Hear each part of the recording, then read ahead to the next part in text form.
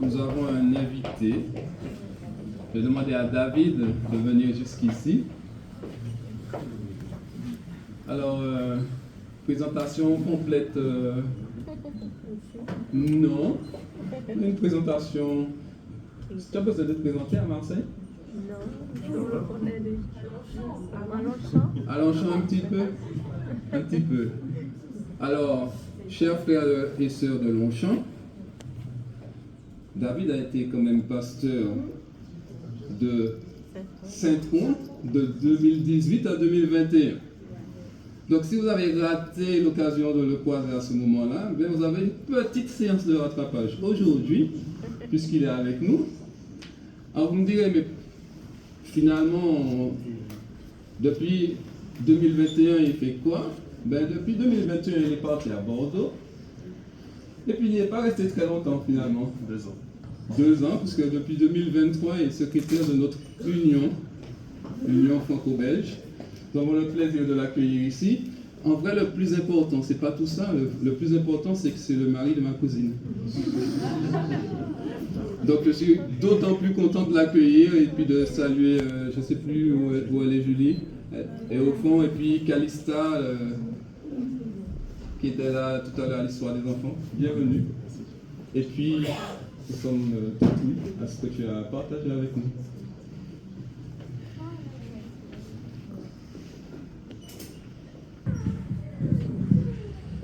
Bonjour. C'est effectivement un plaisir de pouvoir revenir à Marseille. C'est une ville qui restera une ville de cœur, puisque effectivement j'y ai commencé mon ministère pastoral. C'était pas donc cette église ici à Longchamp, mais il y a beaucoup de visages que je connais, que je reconnais. Et donc c'est vraiment pour moi un plaisir de pouvoir être avec vous ce matin. Ce que je vous propose de vivre aujourd'hui est basé sur un atelier que certains jeunes ici à Longchamp ont pu vivre à l'Impact dernier, Impact Montluçon, et ils m'ont demandé vraiment est-ce que je pourrais venir vous présenter donc cet après-midi. Pour celles et ceux qui le souhaitent, et particulièrement pour les jeunes, je vous invite à ce que vous puissiez être là pour que nous puissions avoir cet échange ensemble autour de la formation, de la création de nos doctrines. Et justement, pour vous, en tant que jeunes qui êtes l'avenir de cette église, de cette communauté de foi, comment vous pouvez, alors déjà le présent, merci Élie du rappel, comment vous pouvez vous approprier ces doctrines et justement les transmettre à la génération future. C'est en tout cas ce que nous vous souhaitons. En tout cas, ce matin, et pour l'ensemble de la communauté ici réunie, je vous invite à ce que nous puissions réfléchir un petit peu justement sur ce sujet des doctrines. Pourquoi c'est important? En ce moment, et depuis janvier, je suis assez surpris de voir que j'ai des échanges et des débats assez passionnants. Précédemment, c'était principalement avec mes amis plutôt d'orientation conservatrice, qui chaque fois que le pape levait le petit doigt, me disaient « Ah David, ça y est, regarde, les prophéties vont s'accomplir ». Et puis, ils étaient tellement au courant de ce que faisait le pape que j'avais l'impression qu'ils avaient installé une petite caméra dans les appartements privés du pape et qu'ils étaient même au courant de son planning pour aller aux toilettes. Et je me disais, waouh, franchement, même la CIA, je pense, n'a pas réussi à faire aussi bien que vous. Mais fait intéressant, c'est que depuis janvier, ce sont mes amis plutôt libéraux qui avaient plutôt tendance, jusqu'à récemment, à dire ouais, ces prophéties, vous nous ennuyez et tout ça, qui commencent à un peu me dire mais t'as vu Trump? T'as vu ce qu'il a fait? Et là aussi, j'ai l'impression qu'ils ont réussi à installer une petite caméra dans les appartements privés de Trump, parce que j'ai l'impression qu'ils savent tout ce qu'il fait, pourquoi il le fait, et qu'ils savent même à quel moment il va aux toilettes et l'odeur que ça a. Et je me dis, mais mes amis, dans les deux côtés, on est en train de se laisser remplir de passion pour des choses qui, alors j'espère que vous le savez, ne nous s'ouvront pas. Et au milieu de tout cela, au milieu de cette grande diversion, et en plus les choses sont en train de se pimenter un petit peu, parce que vous le savez, le pape a été malheureusement hospitalisé, il va pas bien, et donc du coup j'ai des amis qui me disent, alors là c'est sûr, on va avoir la Trinité, il y a Trump qui est installé et qui est au pouvoir, il y a un nouveau pape qui va probablement arriver et qui sera probablement d'accord avec lui, donc là ça y est, la prophétie est là, la fin des temps est là, on va tous passer par des moments compliqués. Peut-être, peut-être pas, moi je suis pas devin, d'accord, j'ai pas de boule de cristal, je ne sais pas jusque-là, par contre je sais une chose, c'est que quel que soit ce qui se passe dans notre monde, dans notre société, Dieu nous a donné une mission, et cette mission, elle ne change pas. Cette mission, je le crois, c'est de représenter le caractère d'amour de Dieu auprès de nos contemporains, quoi qu'il arrive. Et c'est la raison pour laquelle Dieu nous invite, et Jésus nous invite dans Matthieu 24, lorsque les choses vont se corser dans notre société, à relever la tête parce que notre délivrance est proche. Et il nous invite, je le crois, à relever la tête, d'autant plus que notre délivrance est proche. Mais je crois que plus notre délivrance approche, plus nous arrivons à la fin des temps, et plus justement le contraste sera saisissant entre d'un côté ceux qui s'efforcent d'être enfants de Dieu, et de l'autre côté ceux qui n'en ont rien à faire d'être enfants de Dieu. Et c'est la raison pour laquelle je crois que la question de nos doctrines est importante, parce que la doctrine, c'est ce que, en tant que communauté, en tant qu'Église, nous comprenons de Dieu, nous comprenons de son caractère et nous comprenons de ses projets pour nous. C'est pour ça que c'est important. Alors je sais, autour de ça, on met souvent plein de règles de ce qu'on doit faire, de ce qu'on ne doit pas faire, mais le cœur, mes amis, d'une doctrine, le cœur, c'est la compréhension que j'ai du Dieu que j'adore.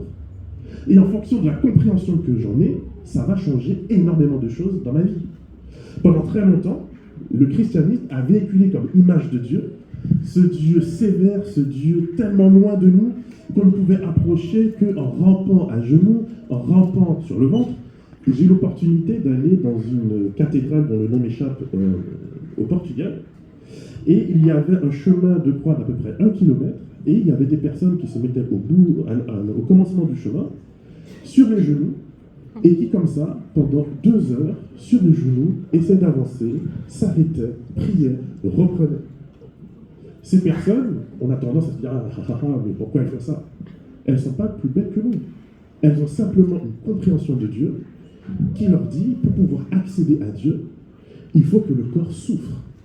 Et c'est à travers cette souffrance, à travers cette contrition du corps, que je peux me rapprocher de Dieu. Alors, j'espère que ce matin, personne ici n'est venu à l'église sur ses genoux. Mais nous avons pourtant des compréhensions très similaires. Nous avons souvent dans notre église la compréhension que pour pouvoir bénéficier de la Sainte Seine, qui ici, en arrivant le samedi matin et se rendant compte qu'il y avait la Sainte Seine, l'ayant oublié, s'est dit « Je ne peux pas la prendre, je ne me suis pas préparé. Je n'ai pas été moi-même prendre mon linge pour le laver, pour venir ensuite devant Dieu en me disant « Ça y est, maintenant, je peux prendre la Sainte Seine. » Oublions, les amis, que la seule personne capable de nous laver, de nous purifier, c'est qui? C'est Jésus. Combien de temps de préparation le larron sur la croix a-t-il eu besoin pour que Jésus lui dise, je te le dis aujourd'hui même, tu seras avec moi au paradis? Combien de temps de préparation? 1 heure? 2 heures? 1 semaine? 1 mois? 1 trimestre? Une vie? Vous voyez, la compréhension que j'ai de Dieu, pouvoir oser même demander à Dieu, alors que je suis un criminel sur la croix, payant pour mes fautes et reconnaissant que je paie pour mes fautes, mais oser demander au Fils de Dieu qui est à côté de moi de me sauver, sous-entend que j'ose, que j'ai compris quelque chose de Dieu. S'il n'avait pas compris que Dieu, à ce moment précis, pouvait lui ouvrir le ciel, jamais il n'aurait posé à Jésus cette demande de le sauver. Et donc peut-être qu'aujourd'hui, nous passons nous aussi à côté de bénédiction de Dieu, à côté d'une qualité de relation avec Dieu, parce que nous sommes tellement persuadés qu'il y a des obstacles à notre relation avec Dieu, à notre vie spirituelle, à notre relation spirituelle, que nous venons ici en se disant, si je n'ai pas un petit peu flagellé mon dos, si je ne suis pas sous le poids d'une forme de culpabilité, c'est qu'il y a un problème avec moi. De l'autre côté, peut-être que, justement, je passe aussi à côté de bénédiction de Dieu. Parce que je prends Dieu tellement à la légère que je me dis que quoi que je fasse, de toutes les manières, Dieu, c'est une sorte de carte de sortie de prison, que, comme dit la Bible, je peux mépriser la grâce de Dieu. Il y a donc entre les deux un juste milieu, un chemin de foi à rechercher. Et c'est la raison pour laquelle réfléchir sur ses croyances, réfléchir sur ses doctrines, réfléchir même pour savoir si, au final, petit à petit, se sont initiés des dogmes dans ma vie, C'est hyper important. Parce que ça peut être la différence entre une vie qui porte des fruits spirituellement bons ou une vie misérable avec Dieu. Dans la Bible, dans le livre de Matthieu, Jésus va nous présenter au chapitre 5 l'un des plus beaux sermons, qu'on appelle le sermon sur la montagne.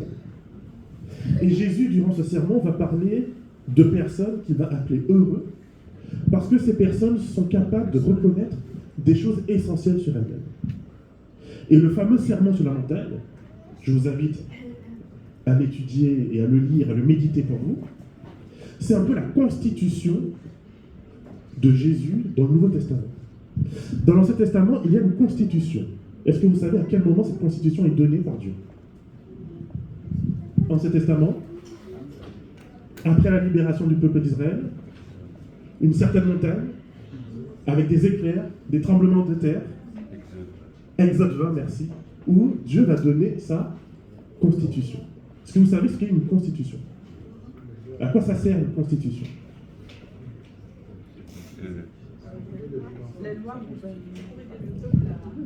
Ce sont des lois qu'on va donner, qui sont le cœur d'un système juridique et légal d'un pays et qu'on ne peut pas facilement modifier. Et c'est à partir de ça, c'est autour de cela que tout le reste va se rajouter. Donc autant dans l'Ancien Testament, Dieu va donner les 10 commandements comme étant l'ancrage et le cœur de sa loi, dans le Nouveau Testament, Jésus donne le sermon sur la montagne comme étant le cœur de son fonctionnement et de sa nouvelle loi. Ça va jusque-là? Et donc, je vous invite encore une fois à méditer ce passage parce que trop souvent, on le lit un peu à la va-vite. Or, pourtant, il y a tellement de belles choses qu'on peut y retrouver. Heureux, dit Jésus, les pauvres en esprit, car le royaume des cieux est à eux. Heureux ceux qui pleurent, car ils seront consolés. Heureux ceux qui sont doux, car ils hériteront la terre. Heureux ceux qui ont faim et soif de justice, car ils seront rassasiés. Heureux ceux qui sont compatissants, car ils obtiendront compassion. Heureux ceux qui ont le cœur pur, car ils verront Dieu. Heureux les artisans de paix, car ils seront appelés fils de Dieu. Heureux ceux qui sont persécutés à cause de la justice, car le royaume des cieux est à eux. Heureux êtes-vous lorsqu'on vous insulte, qu'on vous persécute, et qu'on répand faussement sur vous toutes sortes de méchanceté à cause de moi. Réjouissez-vous et soyez transportés d'allégresse, parce que votre récompense est grande dans les cieux, car c'est ainsi qu'on a persécuté les prophètes qui vous ont précédés. Alors, si vous connaissez un petit peu Exode chapitre 20, vous verrez d'emblée qu'il y a un petit souci. Ça n'a pas l'air de se recouper. Où est le « tu ne tueras point » ? Où est passé le « tu ne convoiteras point » ? Jésus, je pense, a conscience lui aussi de cela. C'est pour ça que juste après, si on sort au verset 17, il va leur dire à ceux qui le regardent probablement comme vous, en se disant, mais est-ce que David est en train de dire que les 10 commandements, on n'a plus besoin de les respecter?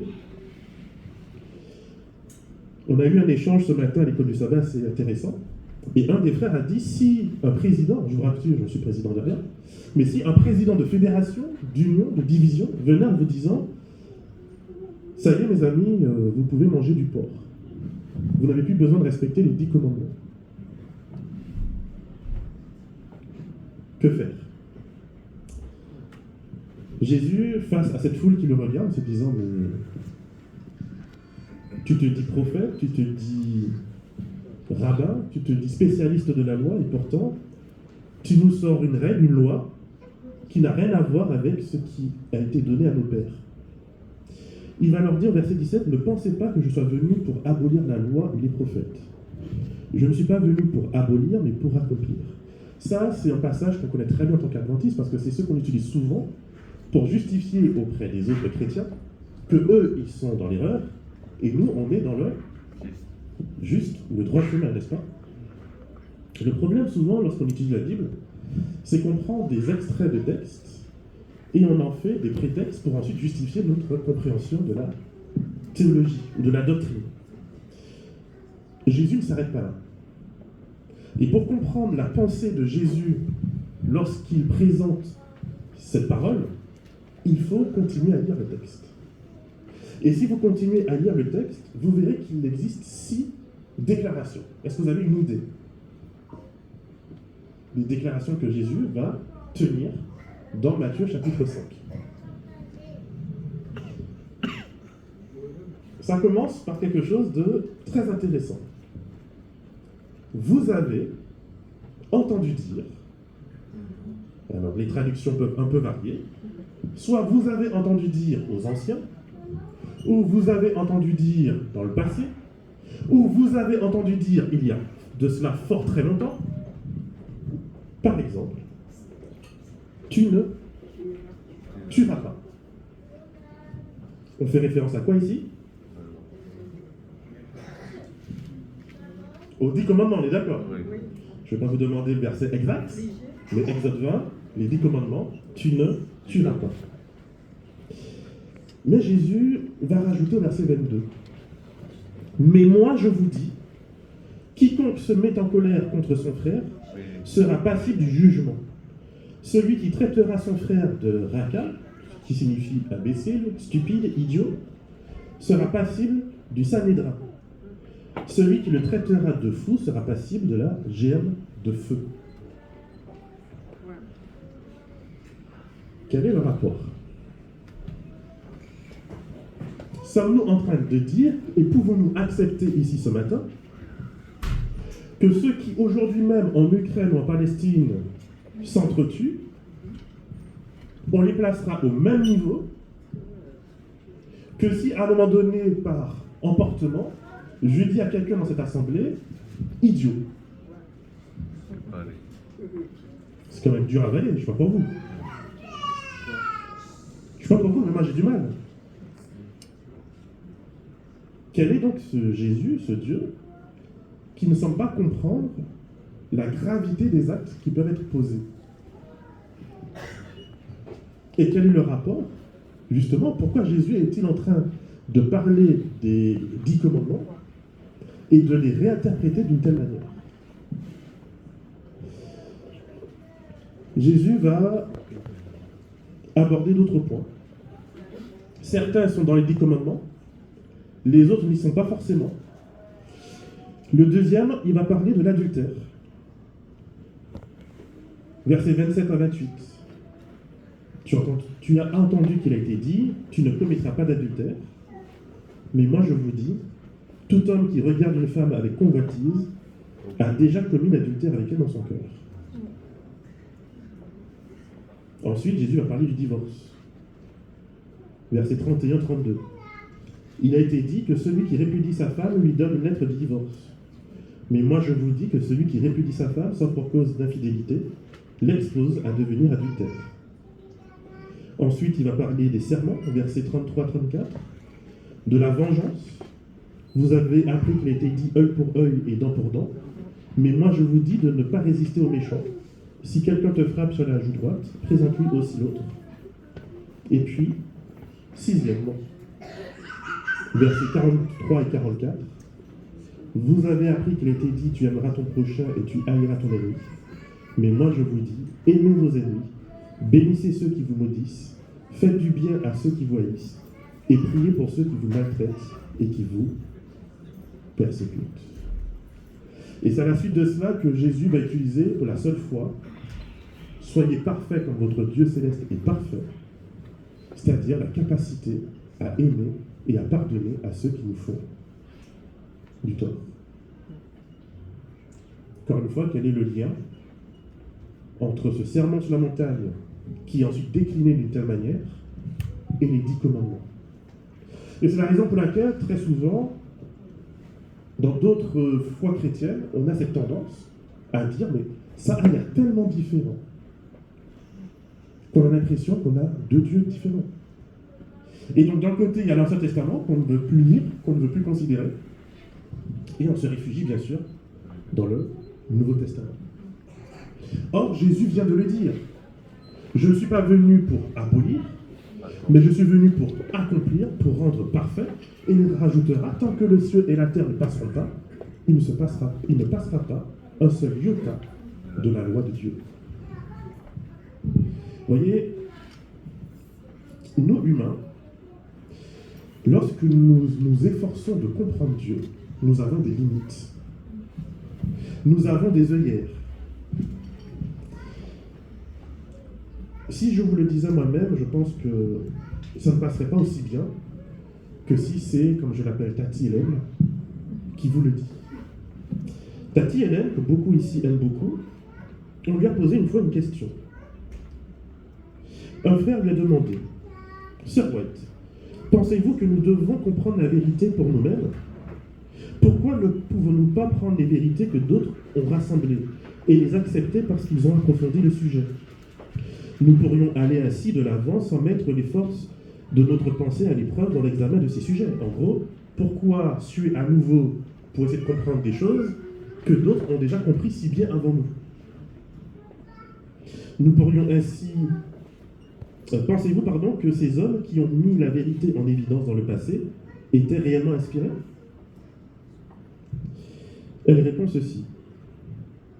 Je n'oserais pas affirmer qu'ils n'étaient pas conduits par Dieu, car c'est le Christ qui conduit dans toute la vérité.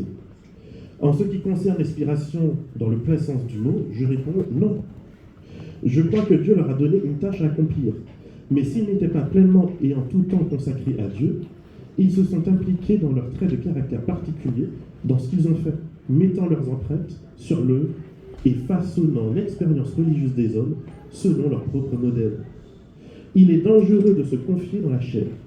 Nous devrions nous confier au bras du pouvoir infini. Dieu nous a révélé cela depuis des années. Il nous faut avoir une foi vivante dans notre cœur et nous avancer vers une connaissance plus vaste et une compréhension plus étendue. Review and Herald du 25 mars 1890. Je vais simplifier en français courant. Aussi inspirée que puisse être une personne, cette personne n'est pas Dieu. Et quel que soit le degré de vérité que cette personne puisse comprendre et transmettre, encore une fois, cette personne n'est pas Dieu. C'est la raison pour laquelle, dans 1 Corinthiens chapitre 13, Paul va nous avertir de cela. Que tout ce qui nous a été donné, aussi important soit-il, reste une ombre de ce que Dieu veut réellement nous faire comprendre. C'est la raison pour laquelle, lorsque Jésus reviendra, Paul est clair, lisez la fin d'1 Corinthiens chapitre 13, tout va disparaître pour laisser la place à ce qui est vrai. Alors, dit-il, nous connaîtrons comme nous avons été réellement connus par Dieu. La véritable connaissance ne peut venir que de Dieu lui-même. Et aussi proche que je puisse être de Dieu sur cette terre-ci, je ne serai jamais aussi proche que je ne le serai quand Jésus reviendra. C'est la raison pour laquelle toutes les personnes que nous admirons, y compris dans le texte biblique, nous ont laissé une vérité certes, mais une vérité qui reste empreinte de l'humain et de ce que l'humain peut avoir aussi de néfaste, d'incompréhension. C'est la raison pour laquelle, lorsque je refuse de me laisser inspirer, travailler, conduire par l'Esprit de Dieu vivant aujourd'hui, qui m'aide à répondre aux défis personnels, mais aussi de notre communauté aujourd'hui, nous faisons ce qu'on appelle dans cet testament de l'idolâtrie. C'est-à-dire que nous figeons Dieu dans sa capacité puissante d'œuvrer dans son Église à un moment donné, par exemple, Ellen White, et nous disons, à partir de là, Dieu n'a pu continuer son œuvre pour continuer à nous inspirer, à travailler nos cœurs, à travailler nos vies. Et c'est un problème. Ça veut dire que nous donnons l'autorité ultime à des personnes aujourd'hui décédées, et nous accusons d'autres chrétiens de faire le culte des morts, tandis que nous faisons exactement la même chose.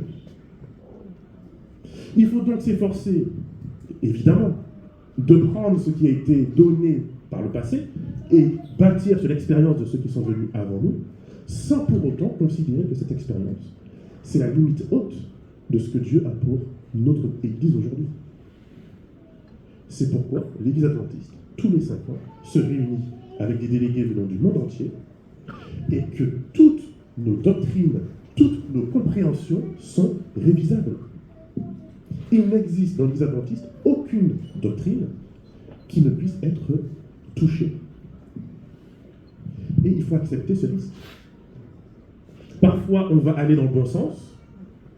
Parfois, on va se rendre compte au bout de quelques années que peut-être qu'il faut réviser certaines choses. Mais ultimement, nous devons de comprendre une chose qui est extrêmement importante et que je crois que justement Jésus enseigne à ses disciples dans Matthieu chapitre 5. La raison d'être d'une loi, d'une règle, d'une doctrine, d'une compréhension théologique que nous avons sur Dieu. C'est pas juste de dire moi je vais à l'église le samedi. C'est marqué dans la Bible. Si c'est tout ce que vous faites et que pour vous c'est ce que vous considérez comme étant la volonté de Dieu pour vos vies, je suis désolé de vous le dire, mais vous passerez à côté de l'essentiel. Ceux qui ont crié dans la foule, crucifiez-le, allaient à l'église le samedi aussi. Ceux qui ont crié dans la foule, crucifiez-le, respectaient les lois alimentaires, eux aussi. D'ailleurs, pour être pharisien, il fallait connaître la Bible par cœur. Je n'oserais pas vous demander ici ce matin qui connaissent la Bible par cœur. Et les pharisiens, ce sont des personnes qui ont dit le peuple d'Israël pendant si longtemps s'est laissé séduire par l'idolâtrie. Nous voulons construire, fonder un mouvement de personnes qui considèrent dans leur vie de tous les jours la même sainteté qu'on doit avoir lorsqu'on va au temple. C'est positif ça, non? Et la réalité, mes amis, c'est que si on regarde la vie de Jésus, il se retrouve régulièrement invité par des pharisiens, particulièrement dans l'évangile de Luc, chapitre 14, où on nous parle lorsque Jésus allait dans une synagogue, après la synagogue, un chef des pharisiens l'invite à manger chez lui. Toujours dans Luc, lorsque Hérode cherche à un moment donné à faire mourir Jésus, ce sont des gens des pharisiens qui lui envoient un messager pour lui dire « Enfuis-toi ». Jésus n'avait donc pas de problème de fond avec les pharisiens. La raison pour laquelle ultimement Jésus et les pharisiens se sont opposés, c'est que Jésus est venu leur faire comprendre que l'importance profonde et réelle de la loi de Dieu, c'était d'opérer une transformation dans le cœur de l'être humain. Tandis que ultimement, ils ont voulu simplement élever des principes juste pour se démarquer des autres. Et c'est pour ça que quand j'entends dans notre église si souvent, nous on est différents des autres, comme une fin en soi. Et je suis triste. Parce que si vous voulez juste être originaux, il y a tellement de manières de le faire, plus simple. Mais nous ne sommes pas différents juste parce que nous voulons faire les intéressants. C'est parce qu'une relation quotidienne avec Dieu crée une différence fondamentale dans ma vie, que ça crée en moi une différence. La différence est le résultat d'une relation avec Dieu, ce n'est pas la fin en soi de ma relation avec Dieu. Oser donc réfléchir à nos doctrines,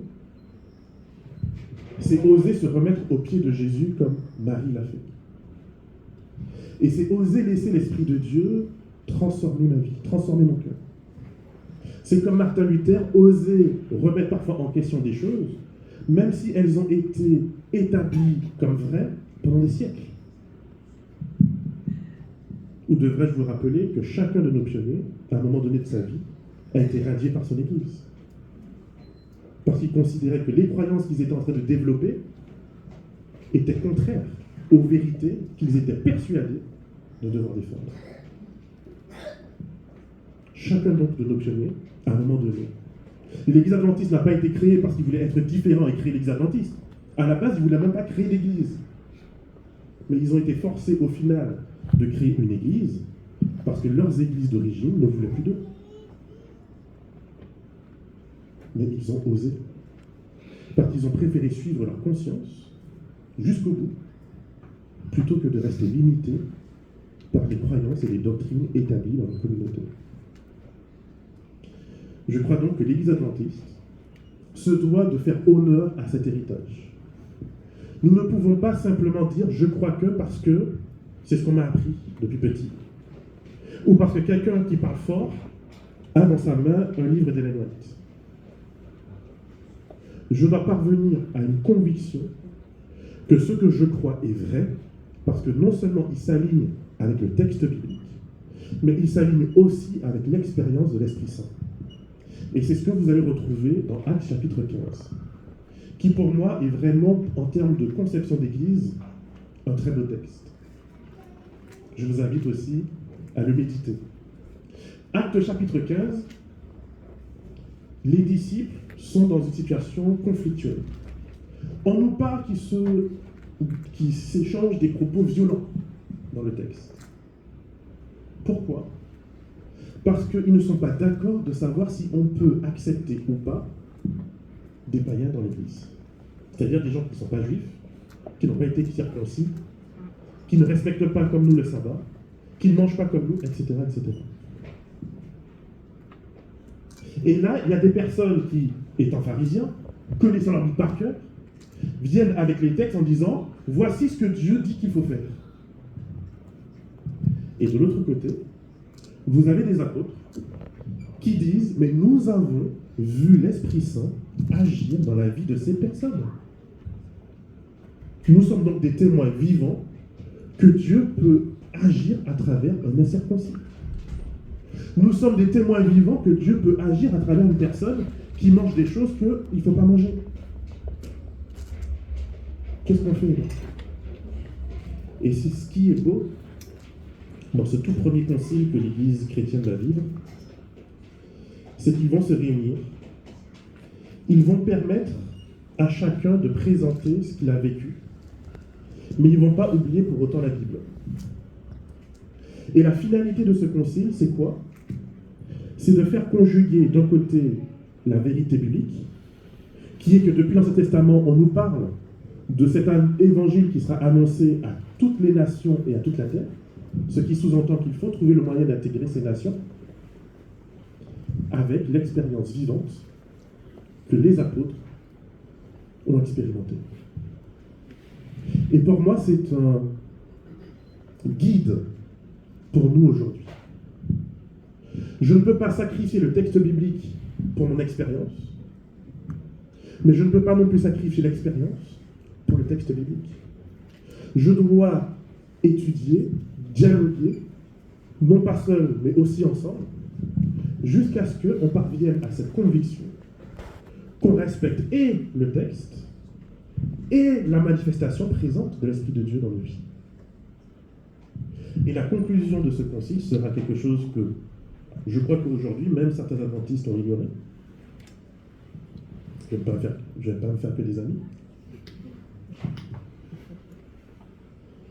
C'est de ne mettre aucun joug, aucune exigence autre qu'éviter l'idolâtrie, le sang, les animaux étouffés et la conduite sexuelle. Nous aurons l'opportunité de manger tout à l'heure ensemble, et si je vous pose la question, combien d'entre vous aura de la viande cachée en voilà, vous n'êtes pas obligé de me répondre.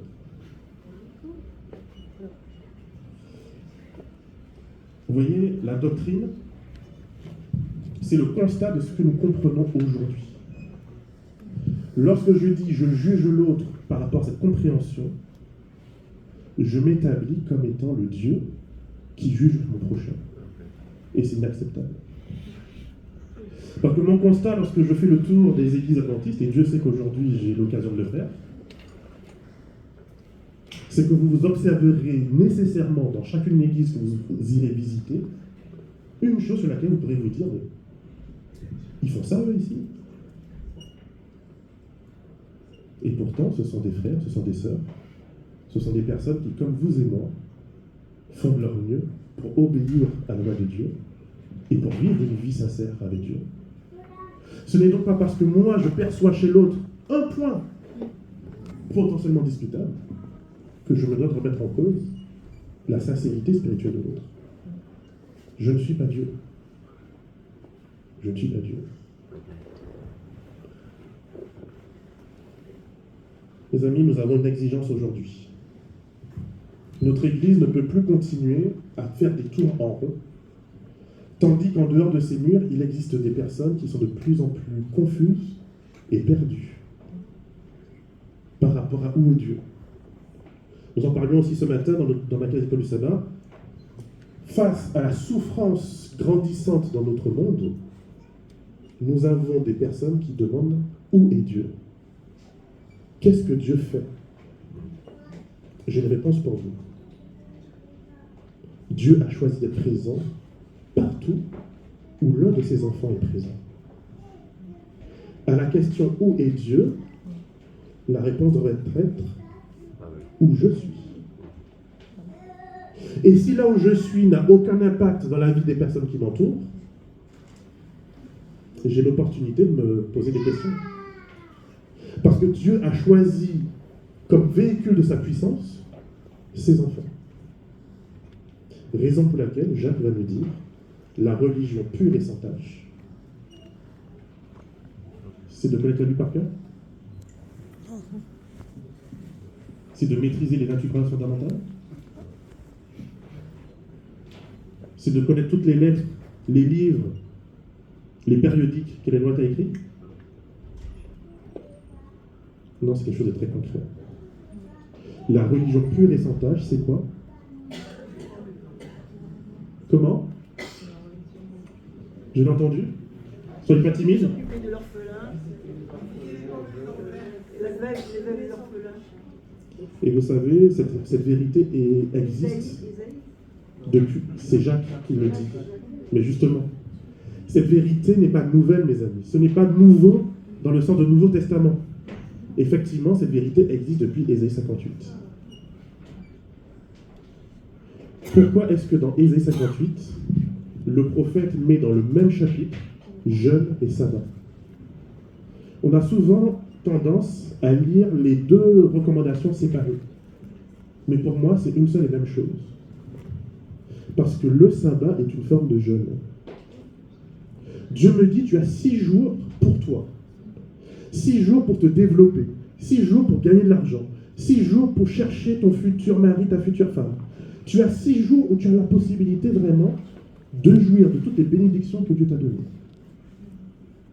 Mais il y a un jour que Dieu me demande de mettre à part pour une œuvre spéciale. Et ce n'est pas seulement de venir ici à l'église.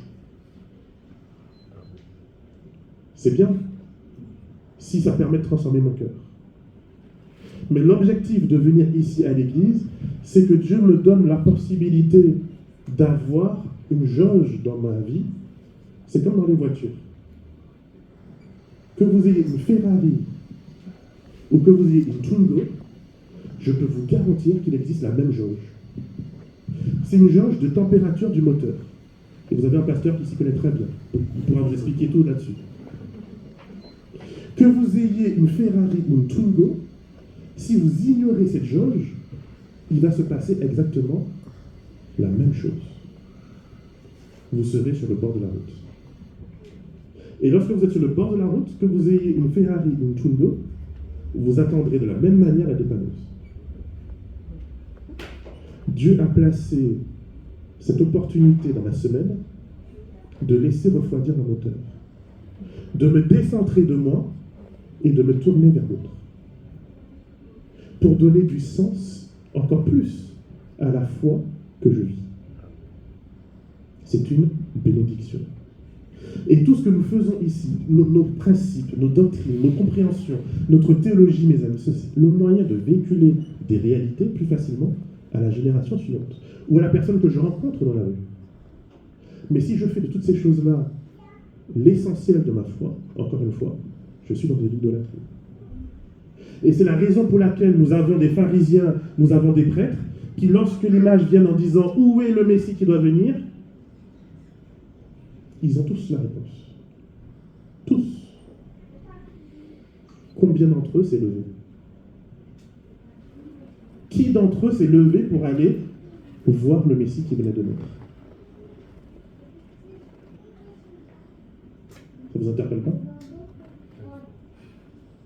Des mages païens, des sorciers, et des bergers. Mais ceux qui connaissaient, ceux qui avaient la vérité, ceux qui pouvaient répondre à l'examen par cœur sur le bout des doigts sans même chercher, ne se sont pas levés. Ils ne sont pas sortis du confort de Jérusalem Parce que pour eux, le seul endroit où Dieu aurait pu se révéler, c'était Jérusalem. Ils ont donc fait passer la doctrine avant la réalité du Christ. Ne faisons pas, mes amis, la même erreur. Et si je suis là aujourd'hui, c'est pour encourager notre jeunesse à ne pas faire la même erreur.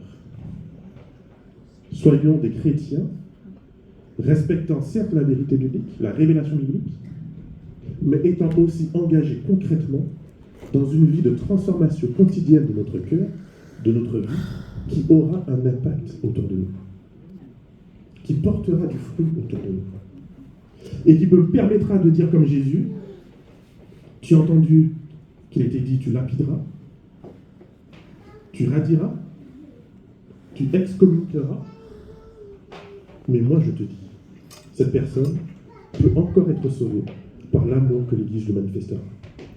Amen. Amen.